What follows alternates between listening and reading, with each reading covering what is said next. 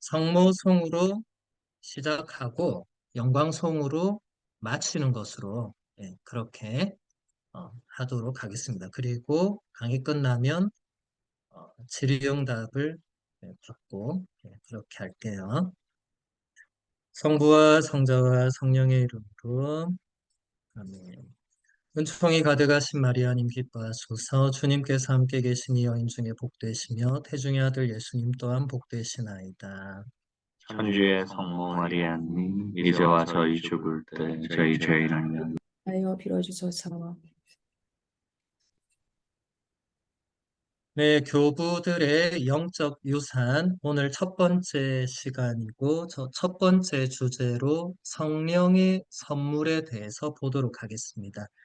리옹의 이레네오 성인은 이렇게 말합니다. 완전한 인간은 세 가지 요소로 이루어져 있습니다. 육신과 영혼 그리고 영이 그것입니다. 그 중에서 우리에게 구원을 가져다 주고 우리의 꼴을 갖추어 주는 것은 바로 영입니다. 여러분들이 육신과 영혼은 다 아는 말인데 영혼에 또 영이 있다 이러니까 영혼과 영은 같은 거 아닌가? 혼자만 빠지면 맞잖아요, 그죠? 이게 우리말로는 이제 이런 좀 어, 헷갈리는 부분이 있을 수 있는데 이제 원문을 보면 명확하게 단어가 다릅니다. 이제 라틴어로 육신하면 코르푸스라는 단어고 영혼은 아니마라는 단어고 영이라고 번역한 것은 스피리투스라는 단어입니다. 그러니까 영어로 해도 육신하면 이제 body 이렇게 되겠죠. 그리고 영혼은 soul 이렇게 되고 영은 spirit 이렇게 됩니다. 그러니까 이 서양 언어로는 단어가 딱 달라서 바로 알 수 있는데 우리는 이제 번역을 하다 보니까 좀 한계가 있죠. 그리고 서양 알파벳은 대문자와 소문자 구분이 있어요. 우리 한국말은 안타깝게도 대문자, 소문자가 없어요. 그냥 한글이죠, 한글. 그래서 대문자, 소문자를 쓸 때, 특히 교부들이 어떤 단어를 표현할 때 그 단어의 첫 글자를 대문자로 쓰면 그 단어는 하느님에게 해당될 때 그 첫 글자를 대문자로 씁니다. 아주 간단하죠. 그러면 사람들이 다 아는 거예요. 그 단어의 첫 글자가 대문자면 아, 이거는 하느님께 쓰여진 거구나. 이렇게 되는 겁니다. 그래서 지금 육신, 영혼, 영이라고 할 때 우리는 이게 대소문자 구분이 없으니까 그냥 육신, 영혼, 영이잖아요. 그런데 이게 만약 영어로 이제 body라고 써져 있는데 소문자 body면 인간에게 해당되는 몸, 육체인데 그 첫 글자 B를 대문자로 썼을 때는 그게 바로 예수님의 몸이라고 알아듣는 거예요. 사람들이. 이제 그런 차이가 있습니다. 그래서 지금 여기서 이레네오 성인이 얘기할 때 영이라고 제가 번역해 놓은 그 원문이 스피리투스라는 그 단어가 사용됐는데 앞에 첫 글자가 대문자로 되어 있어요. 그러니까 사실은 굳이 정확하게 직역을 하면 성령입니다. 성령. 근데 성령이라고 또 직역을 해서 넣으면 이 문장이 또 좀 이상해져요. 그래서 그냥 영이라고 이제 제가 번역을 했습니다. 인간은 전체적으로 볼 때 하나이고 완전하지만 그럼에도 불구하고 적어도 두 부분으로 구성되어 있습니다. 영혼과 육신이 바로 그것입니다. 고대 철학자들도 여기에 도달했습니다. 사실 우리는 서로 보완해주는 육체적이고 영적인 두 가지 행동 유형을 지니고 있다고 여겨집니다. 인간은 전체적으로 볼 때 하나이고 완전하다. 이제 우리가 여기서 우리 그리스도교의 인간론, 인간학을 간단하게 볼 건데 가톨릭 교회 교리서를 제가 조금 인용을 할 겁니다. 여러분들 뭔가 이렇게 신앙적인 것, 특히 그리스도교 안에서 뭔가를 배울 때 혹은 뭔가 궁금한 게 있을 때 물론 가장 좋은 건 전문가한테 물어보는 게 빠르겠지만 전문가한테 매번 물어볼 수가 없잖아요. 그럴 때 가장 좋은 방법은 가톨릭 교회 교리서를 찾아보는 겁니다. 그게 가톨릭 교회 교리서가 일반 용어로 치면 사전 같은 거예요. 교리의 사전. 우리가 영어 단어 잘 모를 때 영어 사전 보고 찾잖아요. 국어 잘 모를 때 국어 사전 보고 찾고 한자 잘 모를 때 꼭편 한자 사전 보고 찾잖아요. 똑같은 겁니다. 교리나 뭐 어떤 우리 신앙의 단어나 뭔가를 잘 모를 때 가톨릭 교회 교리서를 찾으면 됩니다. 근데 이렇게 하는 신자들이 거의 없더라고요. 왜냐하면 그런 거를 배워본 적이 일단 없고 대부분 집에 가톨릭 교회 교리서가 없더라고요.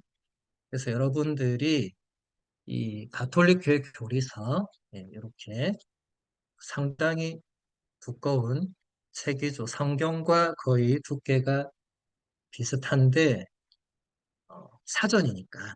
예.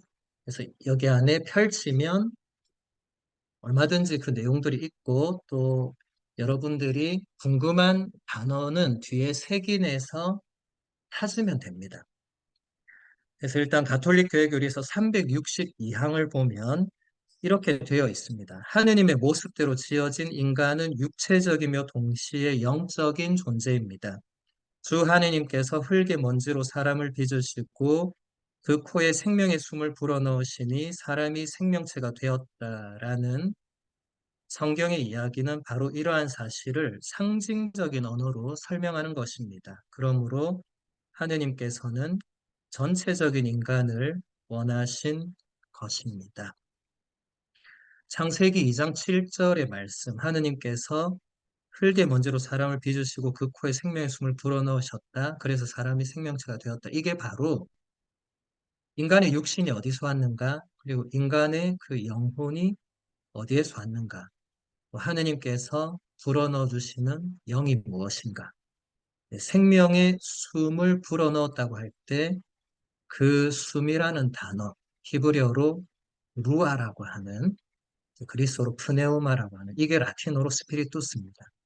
그 단어가 성령을 가리키는데 하느님께서 우리 인간을 물질적인 요소로 육신을 만드시고 그리고 당신의 그 숨결, 당신의 영을 불어넣어 주셔서 우리 인간 안에 영혼이 만들어져서 이 둘이 하나로 완전한 하나의 인격체를 갖추는 이것이 인간이다. 이게 우리 그리스도교가 보고 있는 가장 기본적인 인간의 정의입니다. 그러면 이제 영혼에 대해서 가톨릭 교회 교리서가 뭐라고 설명하는가? 363항을 보면 영혼이라는 말은 성경에서 종종 인간의 생명이나 인격 전체를 의미합니다. 그러나 이 말은 또한 인간의 가장 내밀한 것, 가장 가치 있는 것을 가리킵니다. 그리고 특히 인간은 영혼을 통해서 하느님의 모습을 지니게 됩니다. 영혼은 인간의 영적인 근원을 가리킵니다. 그러니까 이 영혼이라는 말을 우리 그리스도교에서는 인간에게 가장 내밀한 곳에 있는 그 무엇, 그리고 하느님의 무언가를 닮은 그 무엇. 그래서 인간의 그 영적 차원의 근원. 아까 성경 말씀대로 하느님께서 당신 숨을 불어넣어 주시면서 인간이 안에 영혼이란 것이 만들어졌기 때문에 영적 근원은 바로 하느님이 되겠죠. 성령님이 되겠죠. 그 다음에 육체는 또 우리 그리스도교에서 어떻게 보는가? 364항을 보면 인간의 육체는 하느님의 모습의 존엄성에 참여합니다. 그것이 인간의 육체인 것은 정확히 말해서 영혼을 통하여 생명력을 얻기 때문입니다. 그리고 그리스도의 몸 안에서 성령의 성전이 되는 것은 바로 인간 전체입니다. 인간의 육체는 지금 영혼과 조금 다른 차원이죠. 그렇죠? 영혼은 하느님께서 숨을 불어넣어 주셔서 가장 하느님과 뭔가 비슷한 어딘 그 근원이 있다면 육체는 반대로 이게 물질적인 것으로 구성이 되어 있죠. 그래서 뭔가 그래도 하느님의 그 모습의 존엄성에 참여는 하지만 사실은 영혼이란 것이 없이는 육체 자체가 자기 혼자서 존재할 수 없다. 그래서 영혼이 있어야만 육체가 그 생명을 지닐 수 있는 그런 차원으로 설명을 하고 있습니다. 대단히 어렵죠, 그렇죠? 예. 왜냐하면 이런 것들을 여러분들이 아마 대부분 배워본 적이 없을 것이고 집에 교리서가 있는 분도 이렇게 막 찾아서 읽어보거나 이렇게 하시지 않으셨을 것이기 때문에 어려울 거라고 생각이 됩니다. 우리가 뭔가를 배우는 것은 항상 처음에 어렵습니다. 제가 신학교 처음 입학했을 때도 그렇고 로마 처음 유학 갔을 때도 그렇고 솔직히 첫 1년, 2년은 하나도 못 알아들었거든요. 진짜 하나도 못 알아듣고 그냥 학교로 갔다 오고 그냥 열심히 보고 외우고 뭐 그렇게 했어요. 그때는 그게 무슨 의미가 있나 이런 생각을 했는데 지나고 보니까 그게 또 다 밑거름이 됩니다. 그리고 여러분들 지금 배우는 것은 어쨌든 이게 자료로 다 여러분에게 또 남고 전달이 될 것이기 때문에 나중에 깨닫는 데 상당히 도움이 될 거예요.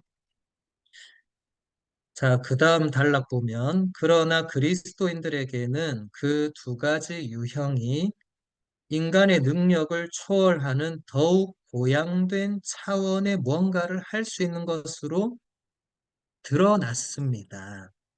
예수님께서는 제자들에게 보내주실 성령의 힘으로 그들이 기적을 행할 수 있다고 약속하셨습니다. 내가 진실로 진실로 너희에게 말한다. 나를 믿는 사람은 내가 하는 일을 할 뿐만 아니라 그보다 더 큰 일도 하게 될 것이다.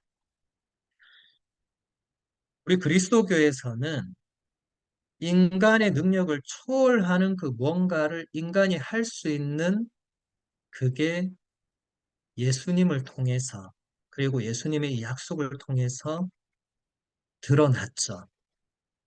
그게 성경에 어디에 나오느냐? 사도행전이라는 책에 보면 그게 잘 나옵니다. 먼저 요한복음서 지금 14장 12절의 말씀. 예수님께서 나를 믿는 사람은 내가 하는 일을 할 뿐만 아니라 그보다 더 큰 일도 하게 될 거라고 하셨죠. 예수님의 말씀은 진리니까 이건 분명한 거죠. 예수님의 일보다 더한 일을 제자들이 할 거라는 거죠. 일단 아우구스티노 성인이 이걸 어떻게 풀이를 하냐면 예수님께서는 제자들이 당신께서 하시는 일보다 더 큰 일도 하게 될 것이라고 하십니다. 그러나 그들이 그런 일을 하는 것은 그들 혼자의 힘으로 하는 것이 아니라 모두 그분께서 하시는 것입니다.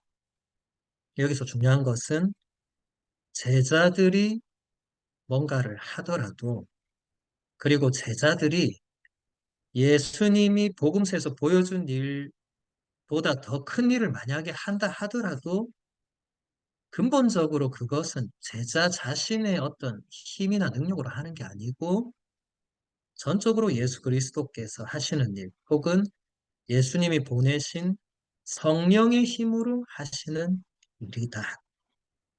그래서 사도행전에 나오는 모든 그 기적이나 표징, 이적 이야기는 오순절에 성령을 받은 제자들이 그 성령의 힘으로 변화돼서 뭔가를 하거든요.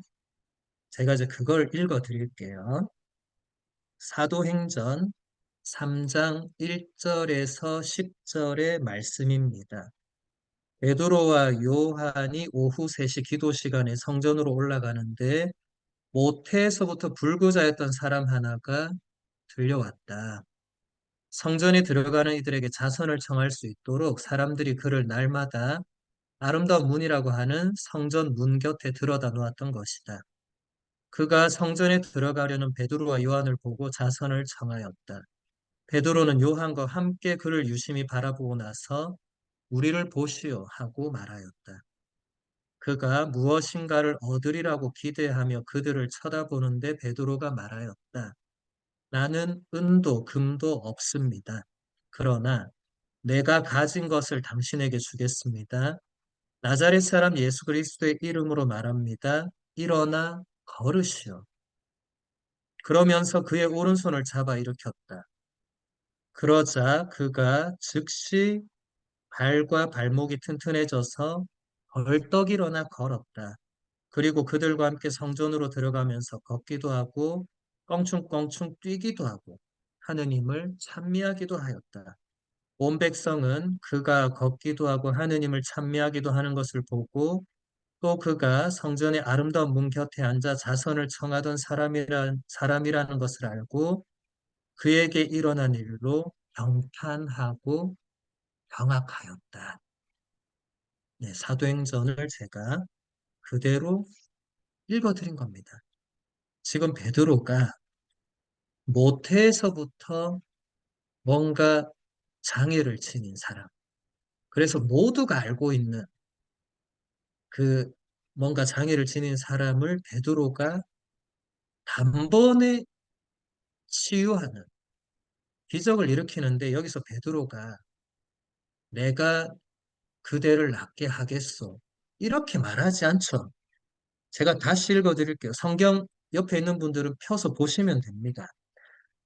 나는 은도 금도 없습니다. 그러나 내가 가진 것을 당신에게 주겠습니다. 나자렛 사람 예수 그리스도의 이름으로 말합니다. 일어나 걸으시오. 그러니까 베드로는 본인은 아무것도 가진 거 없고 여기서 단순히 이건 물질적인 것만 말하는 게 아니거든요. 본인은 그 장애를 지닌 분을 치료하거나 치유할 힘과 능력도 없고 그런데 예수 그리스도께서 그렇게 하신다는 것을 선포하고 그리고 치유가 일어난 거죠. 이것을 말하는 겁니다. 사도행전 조금 더 볼게요. 5장 12절에 보면 이렇게 나옵니다. 사도들의 손을 통하여 백성 가운데에서 많은 표징과 이적이 일어났다. 이게 무슨 말이냐면 사도행전에 기록되진 않았지만 이런 식으로 많은 표징과 이적이 실제로 일어났다는 겁니다. 그래서 사도행전 5장 15절을 보면 이렇게 돼 있어요. 사람들은 병자들을 한 길까지 데려다가 침상이나 들것에 눕혀놓고 베드로가 지나갈 때 그의 그림자만이라도 누구에겐가 드리워지기를 바랐다. 예루살렘 주변의 여러 고을에서도 많은 사람들이 병자들과 또 더러운 영에게 시달리는 이들을 데리고 몰려들었는데 그들도 모두 병이 나았다. 그러니까 사도행전은 이렇게 짧은 몇 문장으로 전해주지만 실제로 이런 기적들, 치유 기적들이 사도들을 통해서 많이 일어났다는 거죠. 예수님께서 약속하신 그대로 말씀이 이루어진 것입니다. 계속 본문을 보면 이것은 오늘날에도 계속해서 일어나고 있지만 우리는 그것을 하나의 예외적인 것으로 간주합니다. 오히려 우리 모두는 일상의 삶의 기적을 만들어가는 것. 다시 말해서 복음에 대한 믿음과 사랑으로 부르심을 받았습니다. 성령의 비추심과 도움 없이 우리는 이 덕행들을 실행할 수 없습니다. 믿음과 희망과 사랑, 이 세 가지를 우리가 향주 삼덕이라고 하죠. 우리 그리스도교에서 가장 근본적인 세 가지 덕인데 우리는 이 세 가지 덕을 삶으로 살아내도록 부르심을 받았다.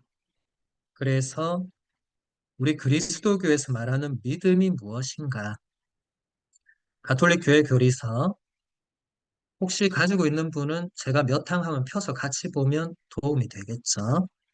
1842항. 우리는 신앙으로서 하느님을 믿고 하느님께서 우리에게 계시하신 것과 거룩한 교회가 우리에게 믿으라고 제시하는 모든 것을 믿습니다. 여기서 중요한 게 있어요. 믿는 게 아무거나 그리고 아무나 하느님에 대해서 말하는 것을 믿는 게 우리 그리스도교의 믿음이 아닙니다.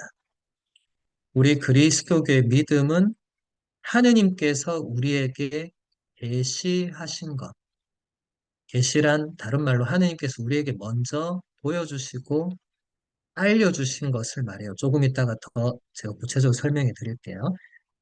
그리고 거룩한 교회가 우리에게 믿으라고 제시한 모든 것, 그것을 믿는다. 이 두 개는 연결됩니다. 계시는 성경과 성전에 담겨 있습니다. 성경은 여러분 집에 있는 그 73권의 그 성경 그것이고 성전은 거룩한 전통. 그러니까 성경에 기록되지 않았지만 사도들로부터 해서 계속 이어져 내려온 우리 그리스도교의 신앙의 유산입니다. 그것은 지금 성경은 딱 정해져 있으니까 그냥 그 성경책 요걸 말할 수 있는데 성전은 굉장히 방대해요. 앞으로 계속 보겠습니다. 제가 아까 보여드린 가톨릭 교회 교리서가 이제 성전의 대표적인 하나가 되겠죠. 우리 그리스도인들은 이렇게 성경만으로 믿음을 가지지 않는다. 성경만으로 믿음을 가지면 개신교회가 됩니다. 우리는 성전, 교회가 우리에게 믿으라고 가르치는 것을 믿는 것입니다. 그 다음에 사랑에 대해서 가톨릭 교회 교리서 1844항은 이렇게 말합니다. 우리는 사랑으로서 하느님을 모든 것 위에 사랑하고 하느님을 사랑하기 때문에 이웃을 우리 자신과 같이 사랑합니다. 사랑은 하나로 묶고 완전하게 하는 것이며 모든 덕의 바탕입니다. 가톨릭 교회 교리서가 설명하는 사랑은 여러분이 잘 알고 있는 하느님 사랑과 이웃 사랑입니다. 그러니까 여러분 여기서도 보시면 아시겠지만 하느님 사랑과 이웃 사랑은 성경에 이미 나와 있잖아요. 그걸 교리서가 다시 그대로 설명하고 있는 겁니다. 그러니까 성경과 성전은 분리될 수 없는, 뗄래야 뗄 수 없는 연결되는 것입니다. 그래서 우리 그리스도교가 말하는 사랑은 하느님을 모든 것 위에 사랑하는 것이 첫 번째입니다. 그리고 그렇기 때문에 그 다음에 이웃을 우리 자신처럼 사랑하는. 자, 여기서 중요한 것은 하느님을 모든 것 위에 사랑하는 게 우리 그리스도교의 사랑입니다. 그러니까 다른 모든 것보다 하느님을 먼저 사랑해야 되는 게 우리 그리스도교의 사랑입니다. 이것을 알고 신앙생활을 해야 됩니다. 이걸 모르고 그냥 이제 내가 사랑해야지, 뭘 사랑하고 누굴 사랑하고 이렇게 나가기 전에 가장 근본적으로 사랑을 해야 될 대상, 그리고 가장 근본적으로 그 사랑이 어디서 왔는가, 이런 것을 생각해야 되겠죠. 이것을 우리에게 잘 보여주신 근대의 성녀가 바로 소아데레사 성녀죠. 여러분, 소아데레사 성녀는 다 아시죠? 지금으로부터 한 200년 정도밖에 차이가 안 나니까 리지웨라는 프랑스의 그 시골 마을에서 수도원에 15살에 들어가서 24살에 돌아가신, 정말 뭐라고 할까요? 일반적인 성인 성녀와 좀 다른 삶을 사셨는데, 소아데레사 성녀는 수도원 들어가서 단 한 번도 그 뒤로 수도원 밖을 나온 적이 없는데 선교의 수호 성인이 됐어요. 선교회. 교회가 그렇게 명명했어요. 소아데레사 성녀는 선교의 수호자다. 사람들이 물어볼 거 아니에요. 아니, 소아데레사 성녀가 수도원 밖을 나오지를 않았는데 무슨 선교를 했느냐. 그렇게 질문하는 사람은 그리스도교의 이 사랑이 무엇인지, 그리고 소아데레사 성녀가 어떻게 살았는지 전혀 모르는 거죠. 소아데레사 성녀는 이 사랑에 대해서 묵상하다가 이제 본인이 예수 그리스도께 받는 사명이 뭔지를 완전히 깨닫게 됩니다. 그게 바로 그 사랑으로 불타는. 그래서 그 사랑을 세상에 전하는. 근데 세상에 전한다는 게 꼭 수도 밖을 나가가지고 직접 사람들을 만나서 전하는 그게 아니고, 수도원 안에서 자신의 삶으로, 자신의 기도와 그 기도의 내적 지향이 오직 예수 그리스도의 그 사랑을 온 세상에 불사를 수 있는, 그렇게 사신 거예요. 여러분, 소아데레사 성녀 자서전이나 소아데레사 성녀에 관련된 책들 집에 책꽂이에 먼지가 묻어서 있다면 한번 꼭 읽어보시면 제가 얘기한 이 부분을 잘 이해할 수 있을 것입니다. 예, 이렇게 사랑을 받고 그 다음 성령의 비추심과 도움 없이 우리는 이 덕행들을 실천할 수가 없다.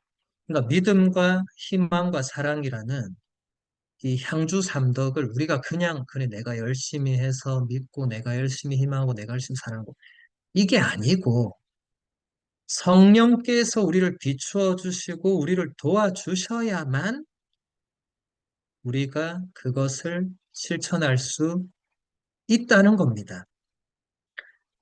가톨릭 교회 교리서 1830항은 이렇게 설명합니다. 그리스도인들의 도덕적인 삶은 성령의 선물로 지탱됩니다.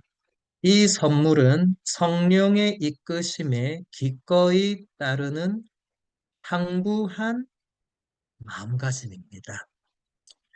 여러분, 교리서는 짧은 문장이라 하더라도 그 안에 담겨진 의미들은 굉장히 크고 놀라운 게 많습니다.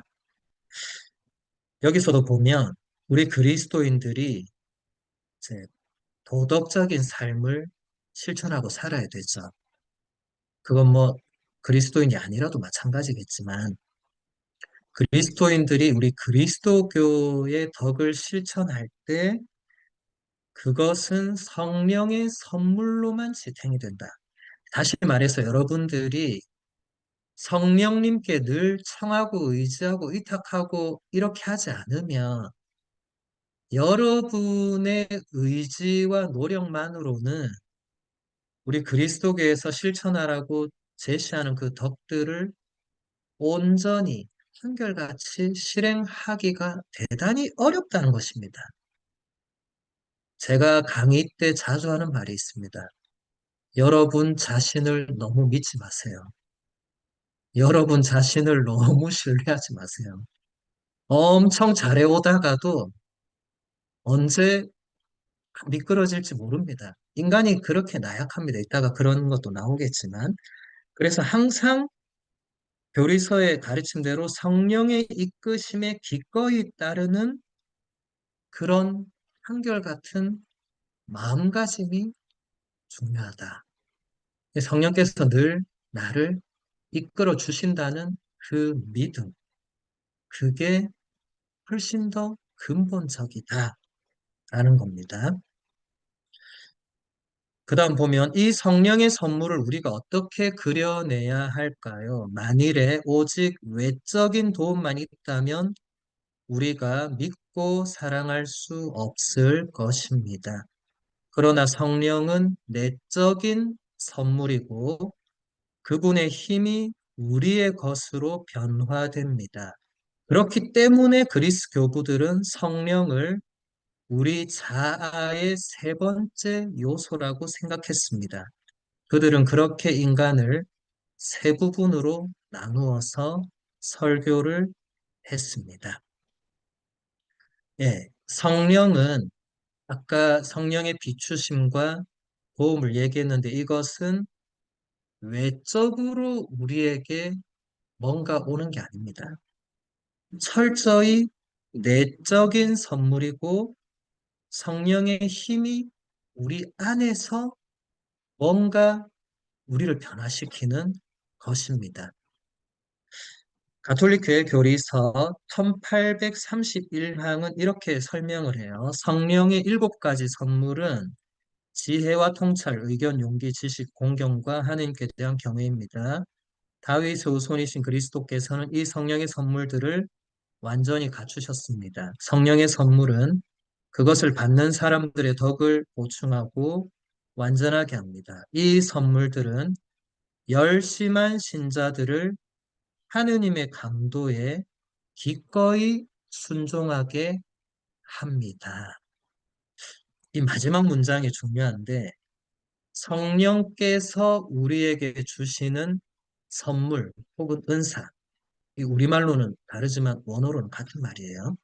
그 슬기, 의견, 지혜, 통달, 굳셈, 효경, 두려움 이런 것들이 우리 안에서 열심한 신자들이 그 하느님의 감독, 성령의 이끄심에 순종하도록 만든다. 자, 여러분, 이것은 우리 내면에서 일어나는 내면의 움직임이니까 제가 설명하는 것도 대단히 어렵고 한계가 많겠습니다만, 예를 들어서 매일 새벽에 일어나 기도하는 분이 있다고 합시다. 매일 새벽에 기도를 하는데, 어느 날 기도하기가 싫은 거예요. 몸이 찌푸둥하고 밖에 비가 많이 오고, 가만 생각해 보니까 내가 지금 10년 넘게 매일 새벽 기도를 했는데 오늘 하루 쉰다고 하느님이 나한테 뭘 하시겠어? 그래서 오늘 하루를 살짝 빠지려고 하는데 마음 한쪽에서 그래도 하느님은 네가 기도하기를 원하신다.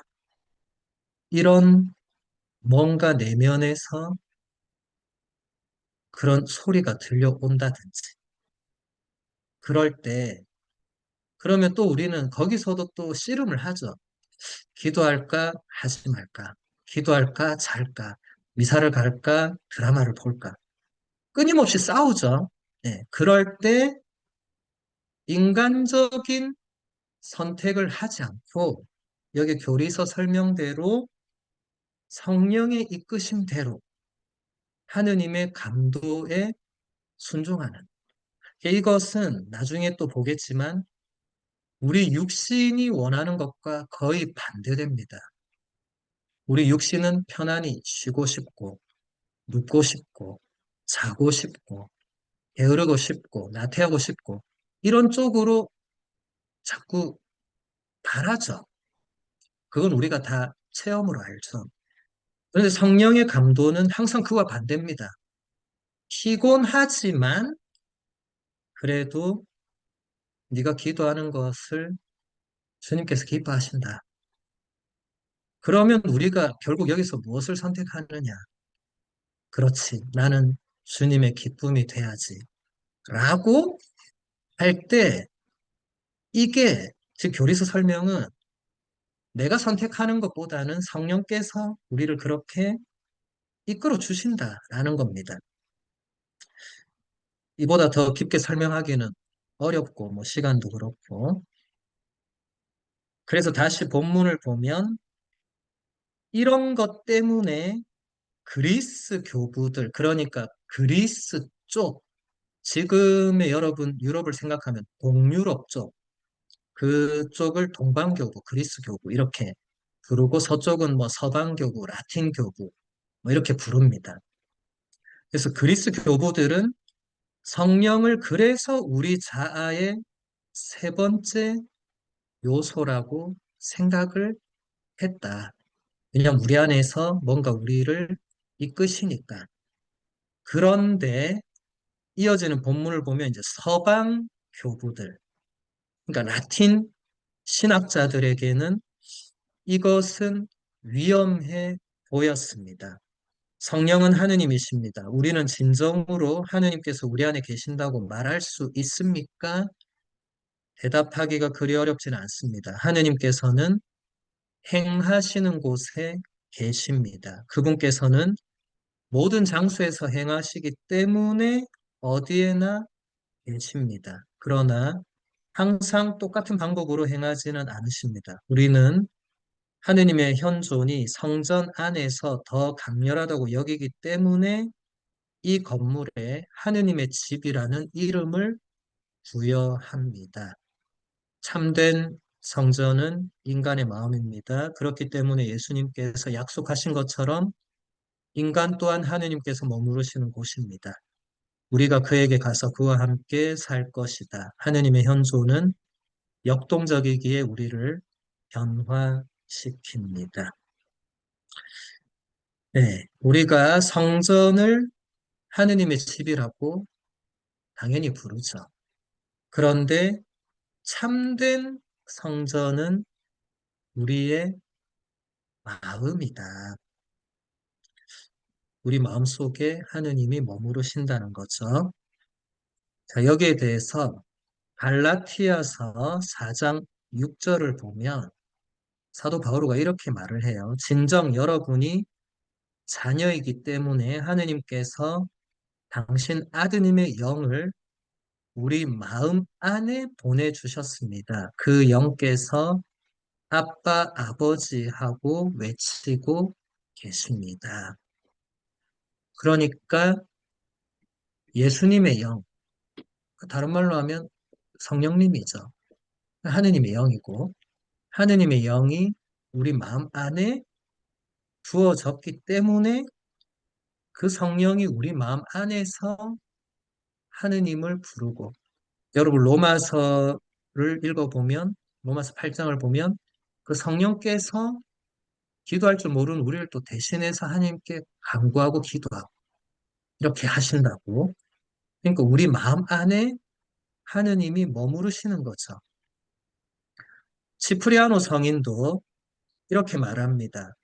우리가 형제들과 일치되어 함께 모이고 하느님의 사제와 함께 하느님께 제사를 바칠 때 조심성 있고 절도 있게 해야 한다는 것을 명심합시다. 잘 맞지 않는 목소리 때문에 우리의 기도가 마치 바람에 이리저리 휘날리듯 해서는 안 되며 하느님께 청원하는 기도를 요란한 소리로 바치려 해서도 안 됩니다. 하느님은 그 사람의 소리가 아니라 그 사람의 마음을 들으십니다. 지난 학기에 제가 치프리아노 강의할 때도 그대로 인용한 부분입니다. 하느님께서 우리의 마음, 우리 마음의 소리를 들으신다.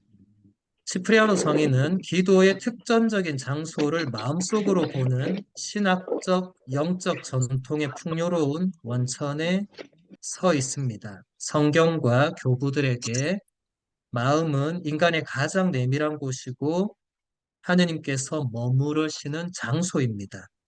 마음 안에서 하느님께서 인간에게 말씀하시고 인간은 하느님의 말씀을 듣게 됩니다. 또 인간이 하느님께 말씀드리고 하느님께서 인간의 말을 들으시는데 이 모든 것은 하느님의 말씀을 통해서 이루어집니다. 그래서 우리 마음도 하느님의 현존 장소입니다. 예. 우리 마음도 그러니까 성전이 될 수가 있는 것이죠. 왜냐하면 요한복음 14장 23절 우리가 그에게 가서 그와 함께 살 것이다. 예수님 말씀이죠. 우리가 누굽니까? 삼일체 하느님이죠. 그는 누굽니까? 세례를 받은 우리죠.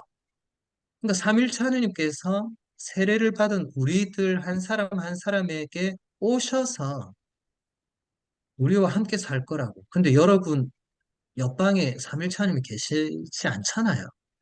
그런 공간적인 의미가 아니고 우리 내면에 들어오신다는 것이죠. 그레고리오 교황님은 이렇게 해설을 합니다. 하느님을 맞아들이고자 자기 안에 집을 준비하는 사람은 자신의 사악한 행위라는 먼지를 모두 깨끗이 닦으십시오. 주님께서는 진실로 하느님을 사랑하고 그분의 계명을 지키는 사람의 마음속에 들어오시며 그 안에 사십니다. 여러분 친구를 집에 초대할 때도 제일 먼저 우리가 뭘 하죠? 청소하잖아요. 청소. 집을 청소하지 않고 사람을 초대하는 분은 아마 이 자리에 아무도 계시지 않을 거라고 저는 확신하는데 그레고리오 교황님은 하느님이 우리 내면에 오시니까 당연히 청소해야 된다. 이 얘기하는 거예요. 예. 우리 내면에 그런 온갖 사악한 것, 하느님과 반대되는 그런 것들을 깨끗이 씻어야 그 마음속에 하느님이 들어와 머무르시고 또 거기에 사신다는 것입니다. 계속 보면 바실리오 성인은 성령을 빛이라고 부르면서 이렇게 설명하고 있습니다. 건강한 눈에 볼 수 있는 능력이 있는 것과 같이 깨끗한 영혼의 영의 활동이 있습니다. 성령을 통하여 피조물들은 본질적으로는 그렇지 않지만 거룩한 피조물이 될 수 있습니다. 신경에서 우리는 생명의 숨이신 성령께서 생명을 주신다고 선언합니다. 바실리오 성인의 이 말은 로마서 8장 5절에서 6절의 말씀으로 설명이 될 거예요. 사도 바울은 이렇게 말합니다. 무릇 육을 따르는 자들은 육에 속한 것을 생각하고 성령을 따르는 이들은 성령에 속한 것을 생각합니다.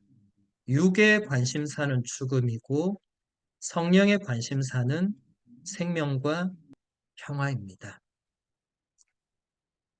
그러니까 성령에 따르는 것은 육신에 따르는 것과 항상 반대된다. 이건 사도 바오로가 로마서에서 계속 강조하는 부분이거든요. 바실리오 성인도 이 바오로의 노선을 그대로 따라서 이렇게 얘기하는 거죠. 깨끗한 영혼 안에 성령의 활동이 있다. 그러니까 우리가 영혼을 깨끗하게 하지 않고 우리 내면이 뭔가 악한 것으로 더럽혀지고 있으면 이 그 성령께서 활동하시는 그게 제대로 안 된다는 거죠. 그건 여러분들 체험으로도 분명히 알 수 있을 것입니다. 여러분들 내면이 하느님 아닌 것들로 계속 쌓이고 쌓이고 이렇게 되면 어, 성령께서 우리 안에서 뭔가 이끌고 뭔가 언지를 주고 뭔가 하더라도 이게 안 된다는 거죠. 그래서 지난 세기의 러시아 정교회 신학자 파벨 레브도키모프는 이런 말을 했습니다. 오순절에 성령께서 각 개인에게 내려오셔서 우리 본성의 내면에서 활동하시게 되었고 인간 실존의 내적 활동이 되셨습니다. 네, 이게 약간 지금 강의록이랑 제가 얘기한 게 좀 다를 거예요. 제가 번역을 조금 손봤습니다. 이제 PPT에 있는 번역은 제가 봐도 너무 어려워서 원문을 다시 보니까 조금 다르게 번역을 해도 될 것 같아서. 자, 그래서 이게 무슨 말이냐면 오순절에 성령께서 열두 사도에게 내려오셨죠.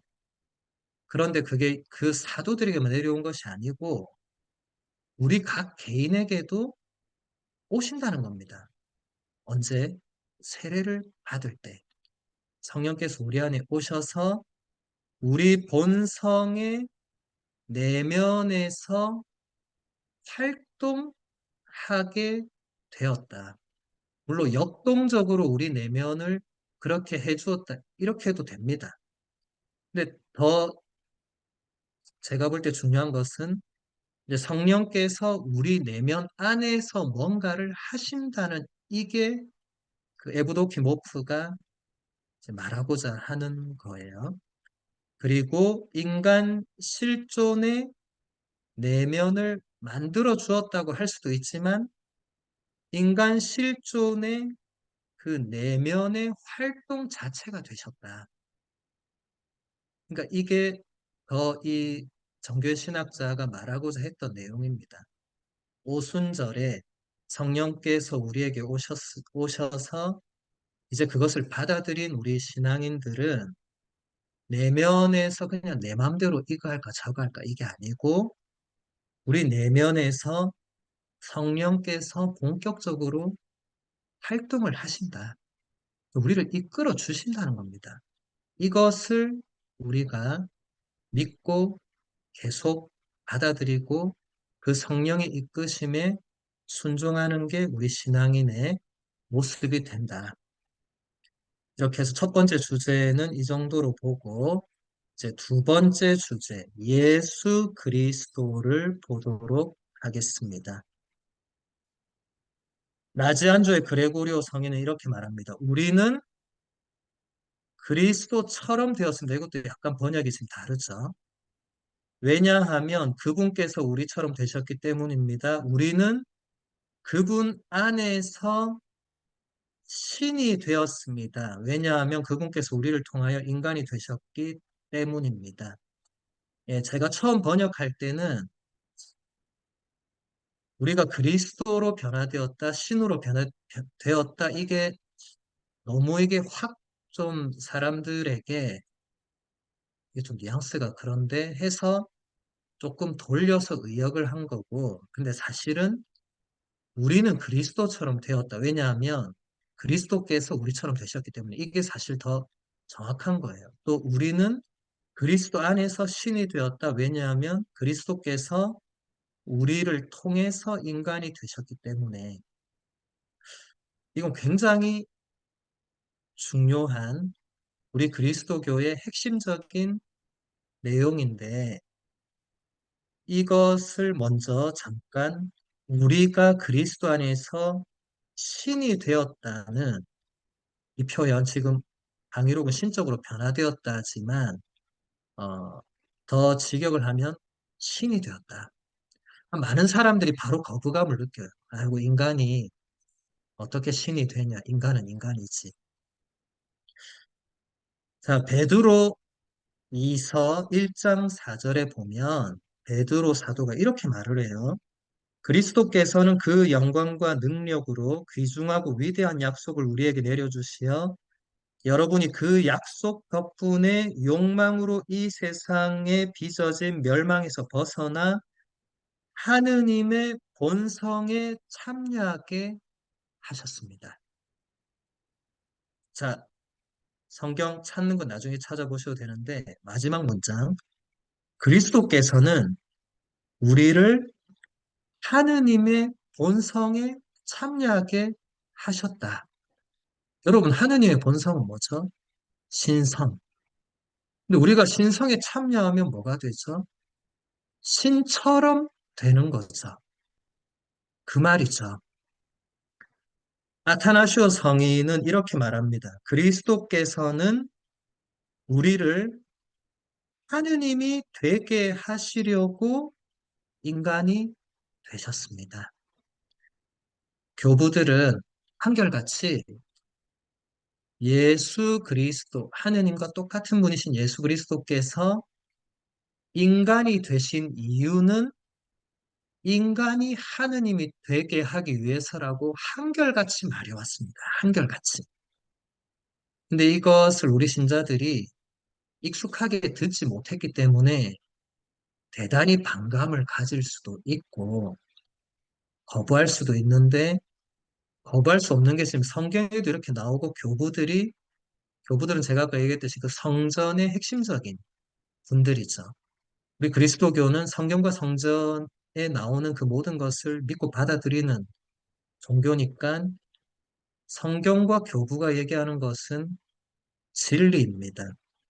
그러니까 우리가 하느님처럼 되게 하기 위해서 제2차 바티칸 공의회의 계시 헌장 2항에서도 이렇게 얘기합니다. 거의 이 내용을 종합하고 있는데 하느님께서는 당신의 선하심과 지혜로 당신 자신을 계시하시고 당신 뜻의 신비를 기꺼이 알려주시려고 하셨으며 이로써 사람이 되신 말씀, 곧 그리스도를 통하여 성령 안에서 성부께 다가가고 하느님의 본성에 참여하도록 하셨습니다. 여기서도 지금 똑같은 얘기를 하는 거죠. 하느님께서 우리 사람이 되신 그것은 바로 사람이 하느님의 본성에 참여하도록, 다른 말로 하면 하느님처럼 되도록, 하느님이 되도록 하기 위해서다. 자, 본문 보면 그리스 교부들은 그리스, 그리스도인의 삶의 이 본질적인 신비를 세속 지식을 가르치는 학교에서 그들이 배웠던 것과 비교했습니다. 다른 말로 하면 고대 철학은 우주 전체를 결합하는 원리가 어떤 것인지를 정립하려고 시도했습니다. 처음에 그들은 초기 유물론의 정신으로 그것을 단순히 물질이라고 생각했습니다. 피타고라스는 과학적인 유물론, 물질에 변하지 않는 질서들에 도달했습니다. 플라톤과 관념론자들은 물질과 그의 질서들이 이데아들의 표현이라고 인지했습니다. 이게 무슨 말이냐면 교부들은 고대 철학에서 말하는 그 신적인 존재 혹은 이 모든 우주 만물의 근원이 되는 그 무엇과 우리 그리스도교의 신비에서 이것을 어떻게 가르치는가를 비교해서 봤다는 거예요. 그래서 교부들 덕분에 혹은 교부들 때문에 철학의 개념들이 우리 그리스도교 신앙의 그 표현 안에 들어오게 되는데 무지한 사람들은 이때부터 가톨릭 교회가 이단으로 갔다고 주장을 해요. 대단히 무지한 사람들이. 네. 그 시대에는 사람들이 그 시대를 깔고 있는 정신이 철학이었습니다. 고대 철학. 소크라테스, 플라톤, 아리스토텔레스로 이어지는 이 고대 철학이 그 시대, 그 지역, 거기를 그냥 다 지배하고 있는 상황에서 사람들에게 하느님을 설명하거나 하느님의 계시를 설명할 때 철학의 개념을 사용하지 않고는 설명이 불가능하고 특히 이단이라는 뭔가 성경을 이제 하느님의 계시 진리에 어긋나게 해석하는 사람들이 나타났을 때 그 같은 성경의 표현만 가지고는 아무도 거기서 누가 옳고 그른지를 밝힐 수 없는 거예요.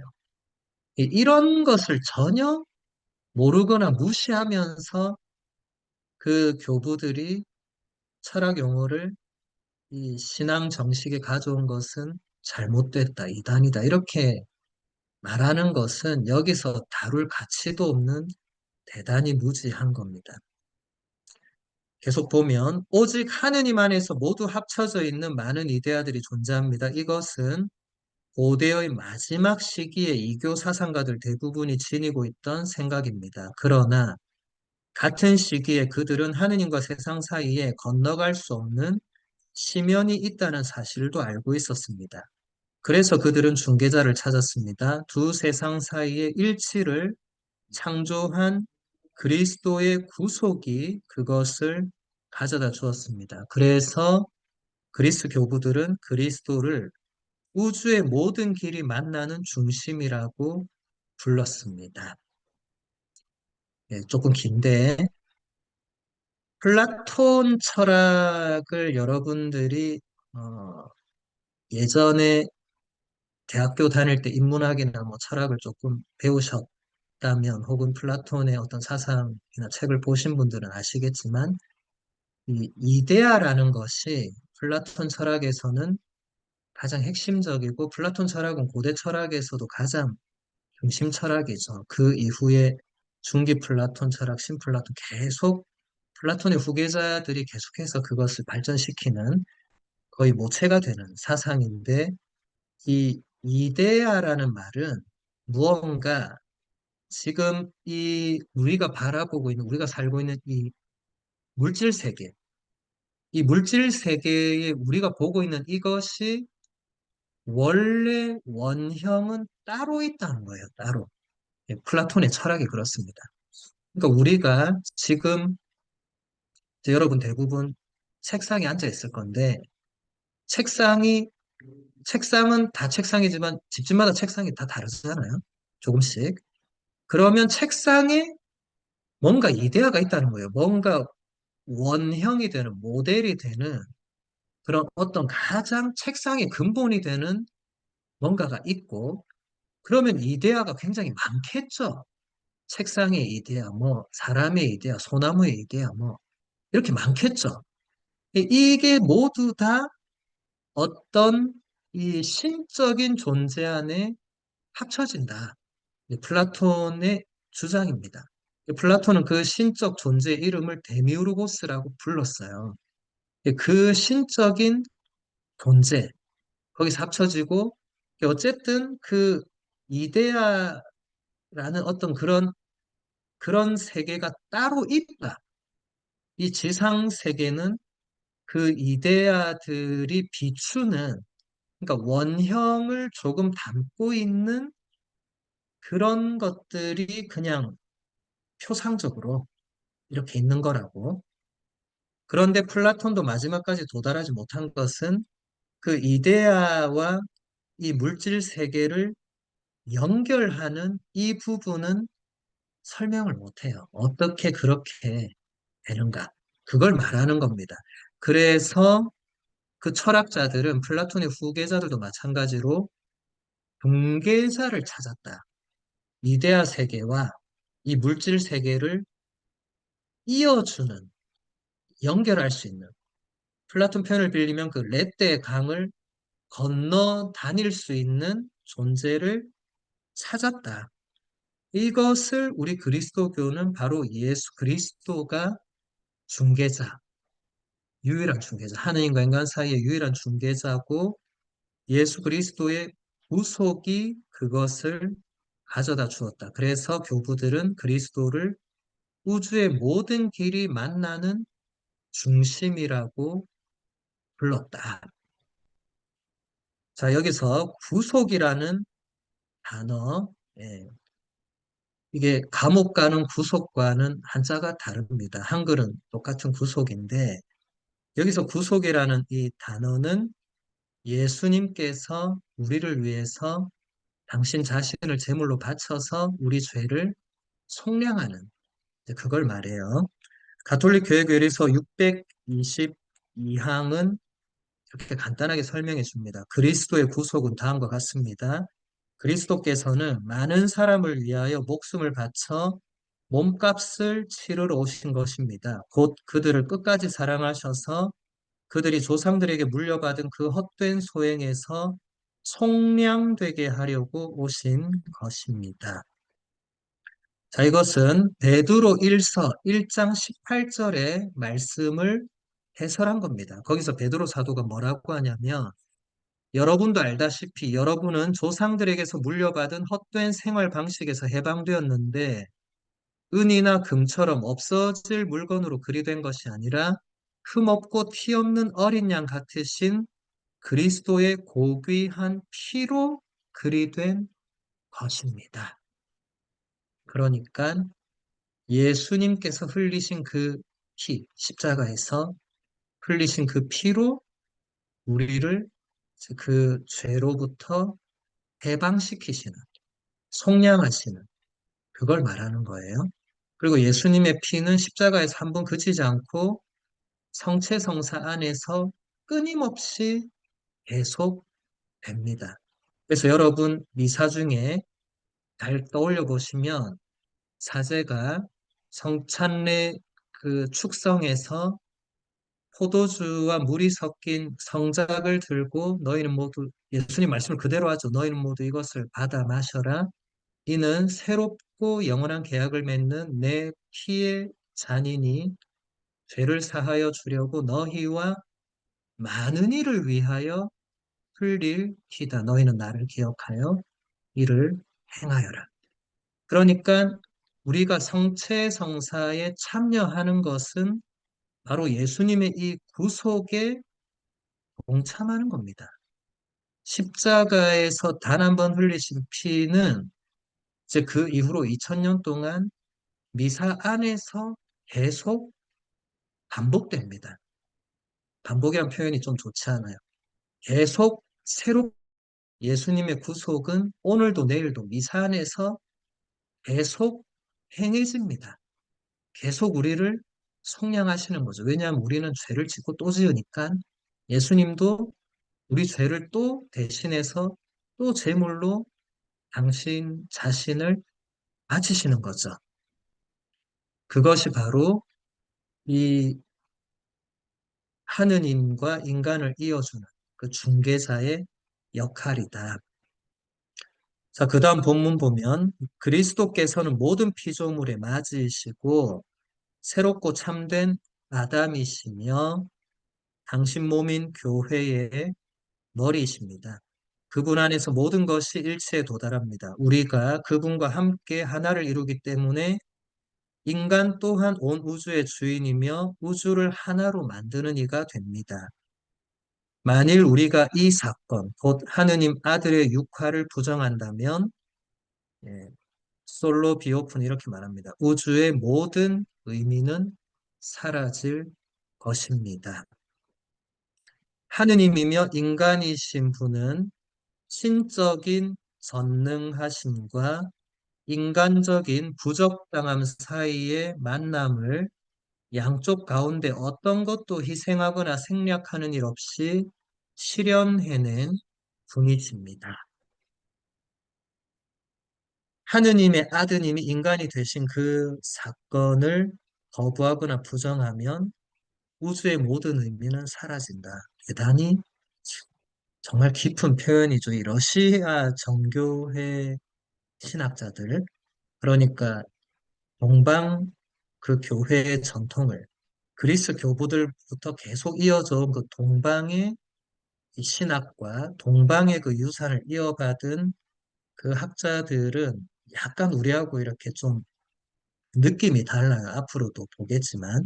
그래서 이번 강의에서는 좀 동방의 그 관점들, 동방의 영성을 우리가 조금 배워 볼 겁니다. 왜냐면 우리가 동방은 오르토독스 교회를 가지 않는 이상은 배울 길이 거의 없습니다. 그래서 제가 이번 이 교부들의 영적 유산은 좀 동방의 그 교부들과 동방의 신학자들의 그 설명들을 좀 많이 넣어서 좀 어렵지만 뭐 새롭게 시도를 해보는 건데, 자, 여기서 하느님이며 인간이신 분, 제가 그 강의록 보면 하느님, 하이폰 인간 요렇게 해놨죠. 그러니까 하느님인 동시에 인간이신 분이니까 저렇게 제가 한 건데 이게 사실 우리 그리스도교의 핵심 내용이 되죠. 그래서 이 부분을 지금 제가 좀 설명을 해드리면 예수 그리스도께서는 참 하느님이시고 참 사람인 분이시죠. 그런데 우리 교회는 초세기에 그 몇 세기 동안은 이 진리, 그러니까 예수님이 참 하느님이고 참 인간이라는 이 진리를 변질시키려는 이단들과 맞서서 싸우고 이 진리를 분명히 해야 했습니다. 지난 학기에 다 배웠지만 그래도 잠시만 보면 초세기 이단들은 예수님의 신성보다는 예수님의 참된 인성을 부인했습니다. 이게 무슨 말이냐? 하느님이 인간이 되셔서 오셨는데 하느님이 어떻게 인간처럼 고통받고 눈물 흘리고 죽고 하겠느냐고 안 된다고 이렇게 주장한 이단들. 그래서 이 이단을 뭐 여러 가지 이단의 이름이 있는데 일단 그리스도 가현론 가짜는 거짓 가짜고 현자는 나타낼 현자. 그러니까 가짜로 나타났다. 그러니까 인간의 탈을 썼지만 진짜 아프거나 특히 십자가에서 못 박히고 했는데 막 비명 지르고 했는데 사실은 쇼였다, 쇼. 하느님이 아플 수 없지 않느냐. 네. 이런 주장. 근데 이런 주장이 많았어요. 그래서 양태론자라는 또 이단이 있었어요. 그 양태론자는 이 주장과 비슷하게 하느님이 그때그때 모습만 다르게 해서 나타났다. 그러니까 하느님이 세상을 창조할 때는 하나님 아버지고, 뭐, 그건 뭐 당연한데, 이 예수님 이 땅에 오셨을 때, 특히 십자가에서는 하느님이 그 모습만 인간의 모습, 아까 가현론하고 거의 같은 맥락이죠.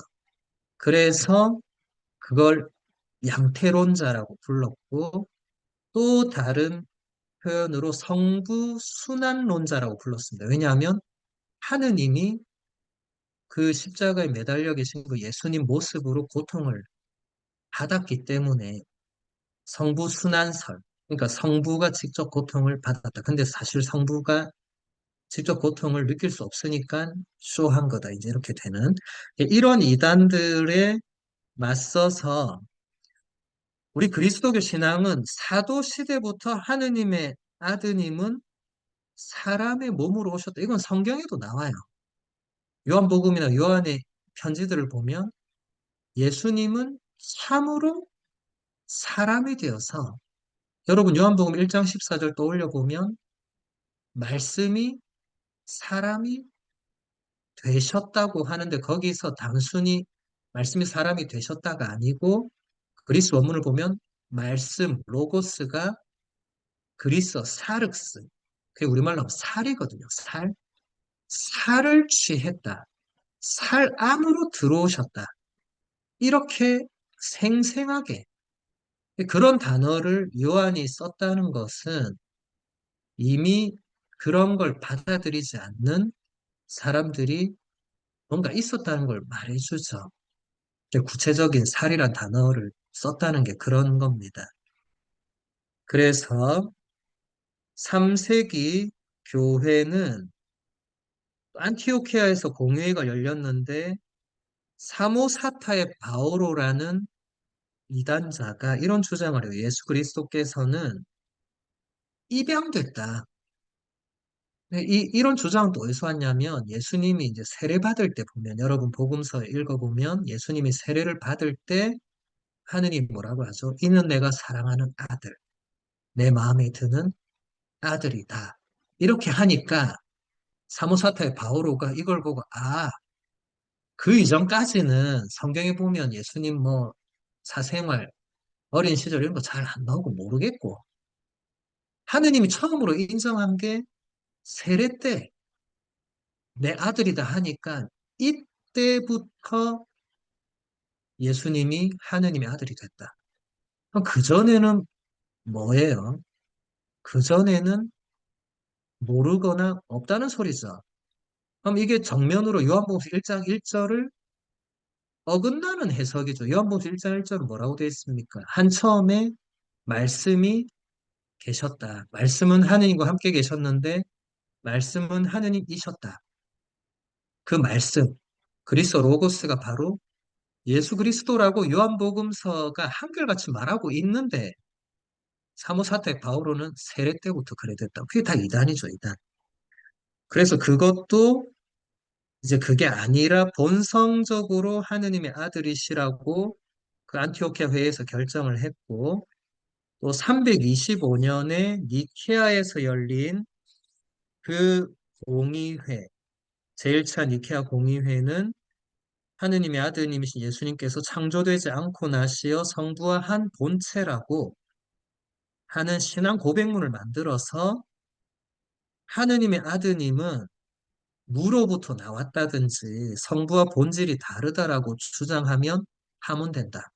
이런 주장을 아리우스라는 이단자가 했거든요. 그래서 이런 과정들을 겪으면서 우리 그리스도교는 예수님께서는 참 하느님이시고 참 사람이시다. 라는 이 교리를 확정합니다. 그래서 이것을 여러분이 아셔야 됩니다. 그 다음 본문 보면 그러므로 그리스도인들은 어떤 사람들입니까? 다른 모든 사람들과 마찬가지로 약하고 무력하지만 파스칼 표현한 것처럼 바람의 산들거림과 물 한 방울조차도 나를 죽일 수 있는 그런 약한 존재지만 그들 또한 우주의 왕이신 분의 어자 가까이 앉도록 정해졌습니다. 그러니까 우리 그리스도인들이 인간적으로 보면 파스칼의 말처럼 너무 갈대같이 흔들리고 정말 나약하고 쉽게 죽을 수 있는 그런 정말 약한 존재지만 예수 그리스도 때문에 예수 그리스도의 그 구속의 은총으로 구원 공로로 우리도 우주의 왕, 우주의 왕은 바로 예수 그리스도를 말하죠. 우주의 왕이신 분께 가까이 갈 수 있게 되었다. 우주의 왕 이 표현을 조금 더 설명해 보면 콘스탄티누스 황제가 교회에 자유의 지위를 부여했을 때 개별 성당들이 지어지기 시작했습니다. 그 성당들의 쿠폴라에는 전능하신 분, 십자가에 못 박히셨던 분께서 어조에 앉아 있는 만유의 주인이신 분의 형상이 놓여졌습니다. 그분의 발 아래 둥근 지구가 있습니다. 그것은 물질에 변하지 않는 질서들의 상징이고 고대인들이 몹시 두려워했던 것. 다시 말해서 모든 필연들이 함께 있는 운명의 상징이었습니다. 그 필연들은 또한 그리스도의 권능 안에 있는데 우리에게도 하느님의 자녀들이 누리는 자유가 보장될 수 있도록 하기 위한 것입니다. 제가 약간 번역을 다르게 했습니다. 콘스탄티누스 황제는 여러분 잘 아시죠? 로마 제국을 최초로 통일했던 황제죠. 이 황제가 로마 전체를, 지금 유럽 전체를 통일시키고 나서 313년에 밀라노 칙령이란 걸 발표하면서 그리스도교의 종교 자유를 선언하죠. 이것은 인류 역사에서 가장 특별한 사건이 됩니다.